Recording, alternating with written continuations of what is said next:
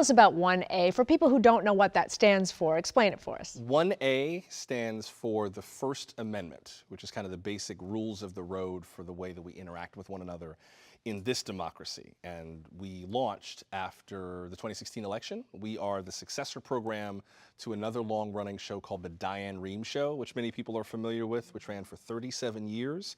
And we are the legacy of that program. Diane knew that she was going to be retiring after the 2016 election, and we knew as we were building the program out that we were going to have to help lead a new national conversation for an America that seemed to just be yelling all the time. So part of what we do is act as a national mirror to kind of hold a lens back up to the country and show you what we are and let you decide if you like what you see. We also just talk about a little bit of everything. There's a lot more to life than politics, thankfully. And so we cover pop culture and art and science and sports and humor and books and movies and a little bit of everything. And every Friday we do a roundup of the week's big stories. We do 1 hour of national stories, a lot of politics, and another hour of international stories. So we're really trying to be a venue for people across political and cultural and life spectrums to connect, to see one another more clearly, to share their own stories, and to take a kind of solutions-oriented look at some of the issues we face. And also just have conversations that aren't always DC politics. Diane Rehm, huge shoes to fill. Did you go in there with a lot of confidence thinking, I've got this, or were you a little scared at first? I knew that there is no filling Diane Rehm's shoes. They're size 9 and pointy. There is no way I can fill her shoes. What we went in to do was to try to build on the legacy of the Diane Rehm show without like building over it. Because she and I have a lot in common. I grew up listening to the Diane Rehm show, so I learned part of what I know about doing interviews from her style. We're both very devoted to civil dialogue. We're both very curious about the world. We are both deathly allergic to double talk. And we both believe in the power of public media to convene conversations that people want to have. So when her program ended, we didn't try to be the next Diane Rehm show. Like if that's what they had been looking for, I never would have taken the job because A, why would you walk into that? There's no way I'm going to be the next Diane Rehm.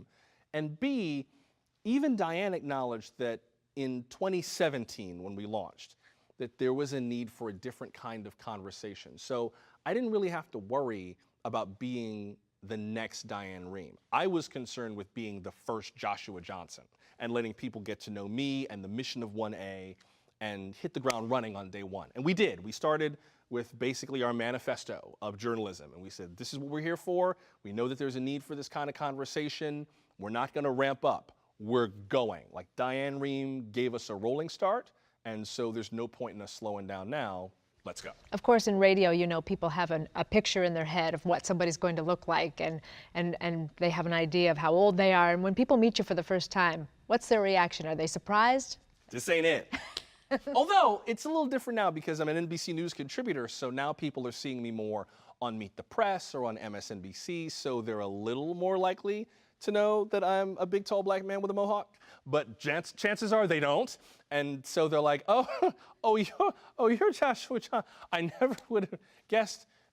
And so they have to kind of wrap their brain around. Right. And it used to be that people would just blurt out exactly what they were thinking, like, oh, I never would have guessed you were black. And it used to make me crazy until I got to the point where when someone would say that, I had the presence of mind to say, why not? And then it gave them a chance to evaluate what they were thinking, so they came away feeling convicted instead of condemned. And they're like, oh my God, I'm so sorry. I was like, it's okay, but at least now you know, like you had a chance to examine this thought, and you can measure it against your values and see if they align, and if they don't, you can do something about that. So it's kind of nice to be able to be a personality on NPR, on NBC News that is different, because it, first of all, blows up the conception of what we are and who's welcome, but it also reminds people that this really is a space where everyone is welcome. I think people look at the kind of work that we do and they presume you gotta be a certain kind of way, you gotta look a certain kind of way, you gotta come from a certain kind of pedigree, and that there's one path into this kind of space. And that's just not That's not true, but unless you see someone who reflects that back to you, how would you know? So it's kind of great. It opens the door for everyone to just kind of show up, to come as they are, and to bring whatever their real story is. It makes for better journalism and more fun too. Do you consider yourself a role model? I I think that's up to the people who consider me a role model. I know I don't really have a say in it, because if somebody sees you and they say, I want to be like that, then that's it. But I know that there are people who will look at what we do and look at me and try to emulate that. I think that's great. At the same time, I got to be me. So the challenge is being able to be a role model as I am, warts and all, and not try to kind of be overly perfect because somebody might be looking at me. Someone's always looking. You know, Thomas Jefferson once said, whenever you do a thing, act as though all the world were watching. And I get that, especially for this work, especially now, especially when there's so much pressure on being in broadcasting, in journalism, in the public eye. At the same time, you'll make yourself crazy if you try to be perfect all the time. So I have to learn how to give myself permission to just kind of turn off after a while. Would you say the president has been great for journalism? Well, I think the president has been an inflection point for journalism. Maybe it depends on your definition of great. You know, Les Moonves, who was the former head of the CBS Corporation, once said, Donald Trump may be bad for America, but he's great for CBS, which is kind of a vile thing to say in terms of like, oh, great, everybody's angry and we're going to make a fortune. Having said that, it's also been a good reminder to a lot of people about how important journalism is, how important great journalism is, how important fact-checking is, how important it is that journalists get out of the beltway and into communities. So I think it's refocused attention on things like local journalism, local television journalism, and the quality of it, and it's raised the bar for the work that we do. It's forced us to really be on our mettle and to not be on autopilot. So I don't know, I guess it depends on your definition of great. Maybe it's good to have a reminder that, like, this isn't a dress rehearsal. Like, you're on the field right now, it's game time and people are waiting to see what play you call. In that regard, I think it's useful for journalism. It's difficult in some ways because it's harder to gain access to the administration when you need it. The press office quite often is just flat out useless when you try to call them and say, hey, there's this thing, can you confirm, can you refute, can you clarify? You often get no help, but it forces us to raise our game, and in that regard, I guess it's a good thing. What drives you to do this and to get the conversation going? Well, I like it. You know, I like this work. When I get to the point where I'm like, I don't like this anymore, I'll find something else. I think also I like the fact that we are a storytelling program in some ways, where if we do a conversation about a topic, we'll always try to center it in people's real stories and their lived experiences, which I think makes sense, but it doesn't often happen in journalism. I mean, you know, you and I have been in Florida for a while, so you know what it's like when there's severe weather or a hurricane and the aftermath. If there's a hurricane and you've got an expert on meteorology and you've got someone from FEMA and you've got a family whose home was just destroyed, who are you going to lead with? You're obviously going to lead with the family because they're at the center of what's affected. Yet, when we talk about public policy and we've got people who are affected, we don't often lead with them. But the same principle that applies to severe weather coverage should apply to policy, to politics, to government. And so what we get to do is we get to say, we'll get to those issues in a moment, but first let's hear from someone at the heart of this story. Joining us from Wichita, Kansas is, you know, a local business owner who is seeing the impacts of the US-China trade war. And we can begin with like 10 minutes with a local business owner. Hey, how's business doing? You know, what have you noticed? Is business up? Is business down? How are you adapting? What's it like on Main Street? Are there storefronts starting to board up? And it just grounds all of these really contentious debates that people get so upset about in the reality that this is not theoretical. Like, this is about your neighbors and people right across the street and right across town who are just like you. So before we start yelling and screaming about policy, just take a breath and remember that there are actual real people in the middle of this. That's what I like about this, is that it's about actual people. It does what all journalism should do. it gives people a reminder of the news sources that should be closest to them by saying, oh, they're actually telling my story. They're actually paying attention to me more than like the big talking heads in DC. That's what I most like. Plus working with a team that's geared toward that, that knows how to book those shows and produce those programs and to think along that line. That's what really makes it worthwhile for me. Do you ever feel like you're preaching to the choir, that the people that you really want to hear your show don't even know NPR exists? There are some people that still live in this country that don't know about NPR. Oh, most people don't. I mean, why is that? Well, it's probably a few reasons. I mean, you know, NPR reaches about 35 million Americans a week over the air, just on stations, and about 99 million people a month if you include on air and online. That means that about 90%, almost 90% of the American people have no relationship with an NPR member station, and about 2/3 of the American people have no relationship with NPR at all. I think it's for a few reasons. One is the perception that NPR is just for liberals, when in reality we have a lot of conservative listeners who love NPR and listen avidly, but they don't feel comfortable saying that. Like, you know, the Fox News channel, regardless of what you think about Fox News, has done a very good job of branding itself as a news organization that is welcoming to conservatives. NPR is also completely welcoming to everybody, but we don't necessarily do a good job of reflecting that or making that clear. So it's hard to go out and say, oh yeah, this is something I hold close to me. NPR, as a conservative, as a Republican, you know, as someone who's not a coastal elite, I love NPR as well. I think the other reason is also that we have to do a better job of reaching directly out and saying, hey, we really do want everybody, and to prove it, we're going to show up. Like we did 1A last year from CPAC, the Conservative Political Action Conference right outside DC, warmly welcomed. We were invited by CPAC, by Dan Schneider, who's the executive director, who's a lovely man and is a good friend of the show. And we've made great connections with the American Conservative Union, the Heritage Foundation, the President Kay Coles James came on our program, lovely, and they're having the exact same challenges with civil discourse among conservatives, among Republicans, that everyone else is having. Because it's a human problem, it's hard to do, and we're doing it pretty well. So when organizations like that see what 1A does, they connect because it's a common need. We have to do a better job of cluing people in to what we have. It's not your job, and I say this all the time to journalism students and other journalists, I'm going to say it till the day I die. It's not your job to be interested. It's our job to be interesting. We have to go get you and give you a reason to come in, because everybody else is, right? Channel 8 would be off the air if it didn't actually compete with the other stations in the market every day, because people channel surf. They may say, oh, I love daytime, I listen all the time, I watch every single day, I never turn it off. But you and I know, people are eclectic. They channel, yeah, right, they channel surf, as well they should. It's our job to keep you coming back, to always feed this relationship. And if conservatives, if Republicans don't feel like NPR is welcoming to them, then that's for us to humble ourselves and say, okay, we get it. What do you see? What do you hear?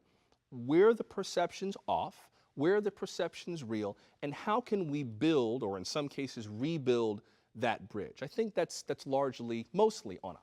What are you most proud of? With 1A, I think I'm proud of the work that we do every day, of the team that we have, of the fact that we kind of grew like a weed. I mean, the show just took off way faster than people expected it to. We expected it to do well, but it really was a hit. We're on 346 stations across the country now with a weekly audience of approaching 4 million listeners a week, if not just over. So we're proud of the growth of the show. I think that the numbers matter. I mean, public radio is not quite the same kind of hard ratings game as, say, commercial broadcasting is, but why shouldn't we aspire to be number one? Right. If we're doing something great, we should want people to listen. I'm proud of the fact that we've made a space where everyone really is welcome. I'm proud of the fact that we're a space where the facts matter, where we don't let people play fast and loose with the truth, and where our audience backs us up for that. And I'm proud of the fact that we've been able to cultivate this community of listeners who have really smart, cogent, worthwhile things to say. Like, Americans are not stupid. Like, we're not dumb people. we have stories that are worth telling. And if you create a space for people that encourages them to share worthwhile stories, they will. If you create a space that says, hey, everybody, we built a gutter, let's go fight in it, they will. So people will rise to whatever level you offer them. And we just kind of created the space and said, hey, we want to have a welcoming, smart, incisive, compelling conversation, but we have to start with you. Like, your stories have to drive it.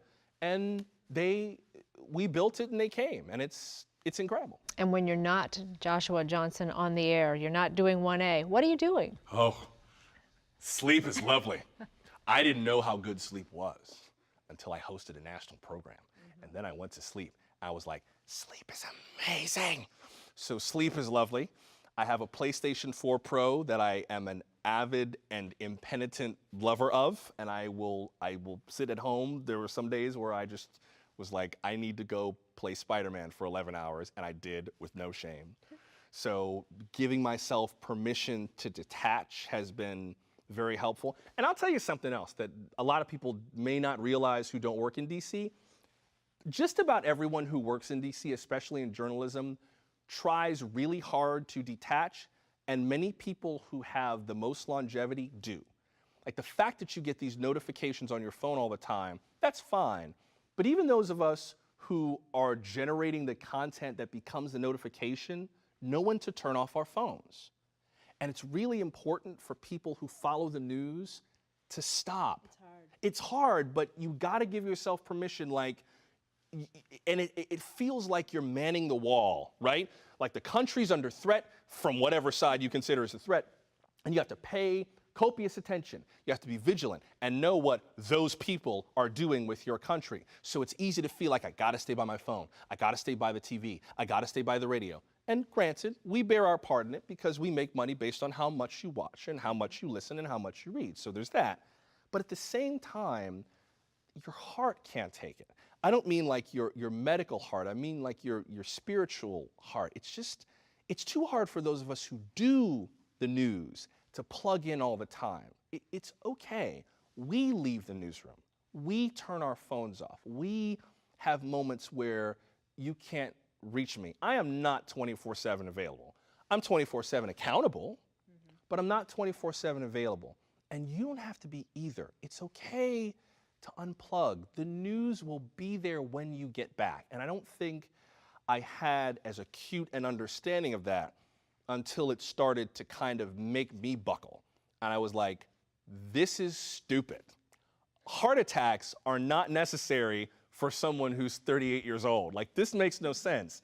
And the more that I just allowed myself to wall my brain off and to do those things that nourished my heart and my spirit and my mind, whether it's going to the gym, whether it's hanging out with friends, or whether it is sleep, the better I was at understanding the news and relating it. So turn off sometimes. Turn on when you need to, and when you feel like you've had enough, you're probably right. I've seen your guns. I could tell you've been to the gym. You know, I was gonna be the biggest thing in broadcasting one way or the other.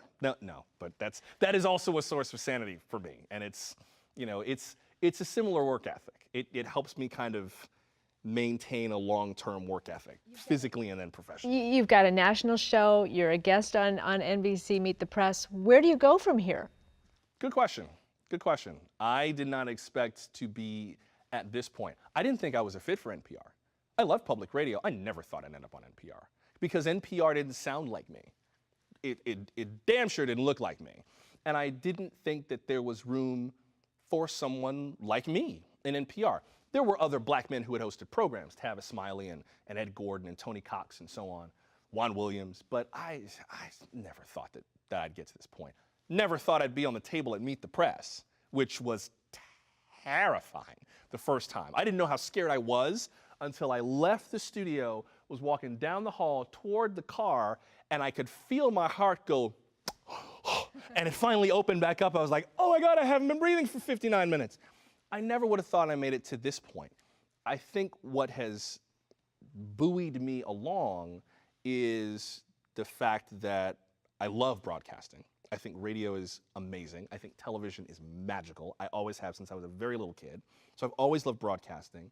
I've always loved a well-told story, and public radio has been my vehicle for telling good stories. Everyone finds it in different ways. You know, you're here, I'm, you know, in Washington, and when you find a place to tell a good story, that's something you stick with.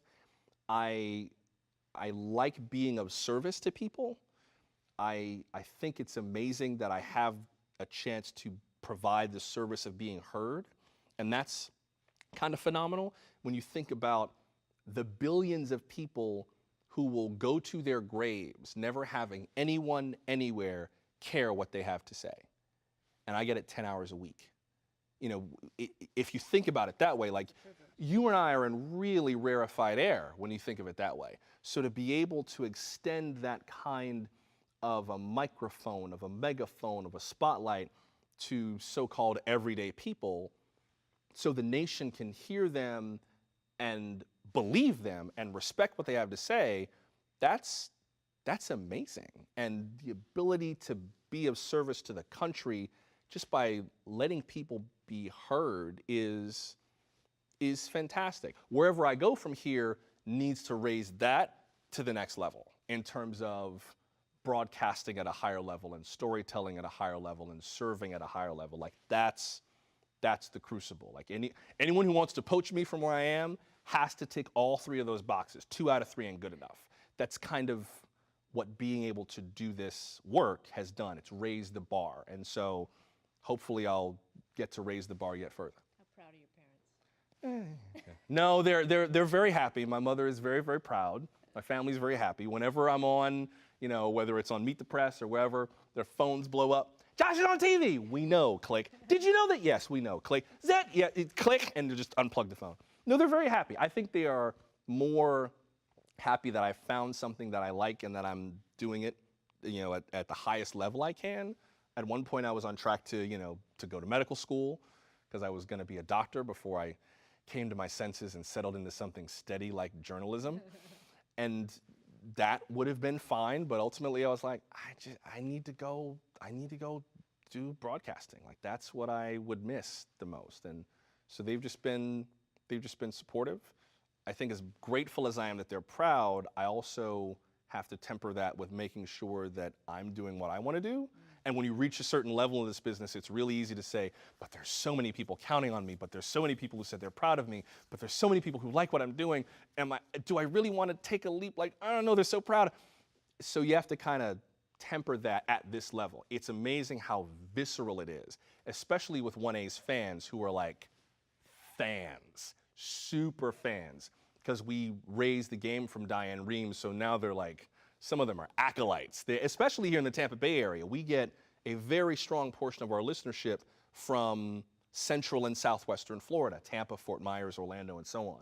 So it's good, but you have to kind of like keep it in its place. You have to, you know, as Rudyard Kipling wrote, you have to meet with triumph and disaster and greet those two imposters just the same. Kind of, you know, keep them where they're supposed to be. Finally, you're 38, super confident. You seem to have the world right here. Is there anything that you're terrible at? Is there anything that you would like to be able to do that you just haven't been able to master yet? I don't draw very well. I can barely draw a straight line with a ruler or a compass with a circle, so I'm not very good at that. I'm not very good at sports. I'm good in the gym, but like throwing a ball through a hoop or hitting a ball with a bat, I might as well be staring into the human brain. I don't do that very well. And honestly, like I would like to be a better interviewer. I would like to be better at what I do now. You know, I always have to manage people's expectations when they are like, you are a master of the craft. You're an amazing interviewer. This is an art, and this is a skill. I'm not telling you anything you don't know, but it's. We always have to keep learning. Yeah, and it's a skill.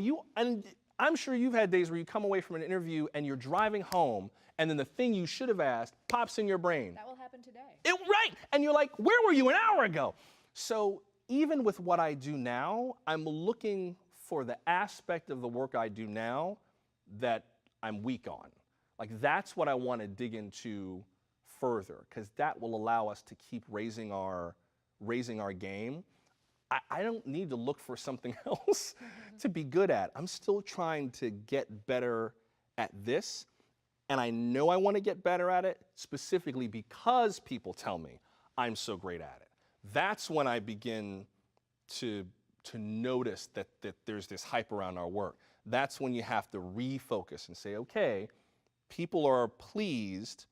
I don't want to hit cruising altitude. You know, I don't want to get comfortable at this point. There's too much work to be done.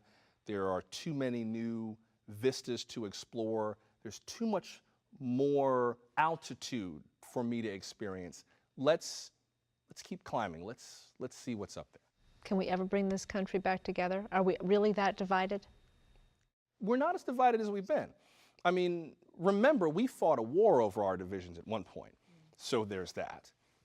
Also, it's worth remembering that when that war began over a presidential election, Abraham Lincoln was elected in 1860, and months later, the South seceded. Months after the election, the Confederacy fired the first shots on Fort Sumter in South Carolina. Also worth remembering that when that war ended in April of 1865, when Ulysses S. Grant and Robert E. Lee met at Appomattox Courthouse, Virginia, Grant let the Confederates live. They couldn't keep their weapons, but they could keep their horses and they could go on with their lives. Robert E. Lee wanted all the battlefields torn down. There was talk even then of like a little guerrilla campaign to get back at the Union to kind of like do little, essentially terror attacks.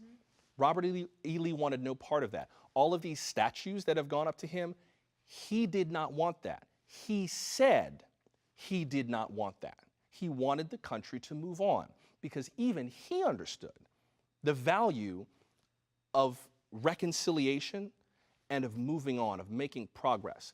So if you look at the most divided we've ever been in this country, when hundreds of thousands of us were killing our brothers and neighbors, there is no way that you can look at 2019 and say, oh, we're the most divided we've ever been. We are, in some ways, not only not the most divided we've ever been, we are the closest we've ever been. We're the most intimate because of technology, right? Someone sends a mean tweet about me, my phone will notify me. Hey, Josh, somebody new doesn't like you, and I don't know if you read what they wrote, but I'm bringing it to you, so here you are. Didn't I do a good job for you, telling you how much this new person hates you? We're not more divided, we're just more aware viscerally of our division, another value of turning your phone off. So we need to give ourselves a little bit of a break, cut ourselves a little slack. Yes, this is difficult, but we've been through far worse. This is a chance for us to show what kind of a country we are. You know, Dr. King said that the measure of a man is not where he stands in times of comfort and convenience, but times of challenge and controversy. So this is the measure of our nation. This is what the founders intended us to do through the 1A, through the First Amendment, is work this out. And they knew it was risky, right? They knew there was a very high chance that this could all fall apart. It's that thing that the woman yelled at Ben Franklin when he was walking out of Independence Hall. So, Dr. Franklin, what have you given us? And he said, a republic if you can keep it. This is why they warned us of that if, because we have to keep it. And the surest way to lose this republic is to convince yourself that it's already gone. Last question. Could you ever imagine running for office yourself? No. Thank you for your time. No. I'm amazed how many people ask me that. Like, a lot of people ask me that question, and it's kind of, I don't know. Because you're very even-keeled, and you're very well-spoken, and you've got a lot of charisma, and you could be a great leader. Oh, I fake it well. You should see me when nobody's looking. I'm curled up in the corner. You can't fake this. No, it's true. I am both of those things. You're not faking it till you make it. Well, no, I'm not. I mean, this is really me, but so is the me that will like curl up in the corner like, this is so hard. I don't know if I can do this. I mean, look, I appreciate that. I appreciate that people, and sometimes people will tweet Joshua Johnson in 2020, and I won't even take the time to tweet back, no. But I hope that what we get out of doing the show and what people take from me as a host is not me as a leader, but really all of us. Because remember, 1A is listener driven. So the first leaders have to be our audience. We literally cannot do what we do if the audience doesn't lead first. So I am, if anything, a reflection of what our audience already possesses. I'm a reflection of what they give us. And they give us so much that it makes it really easy for me to look like an oracle.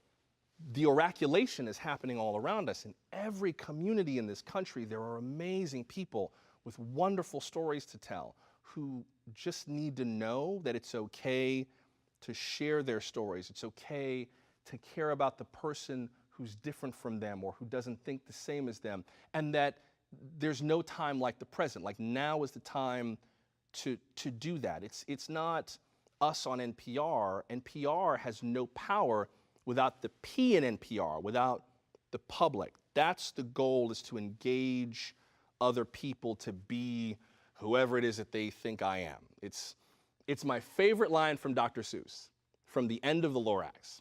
Unless someone like you cares a whole awful lot, nothing is going to get better. It's not. Thank you. My pleasure. Thank you very much.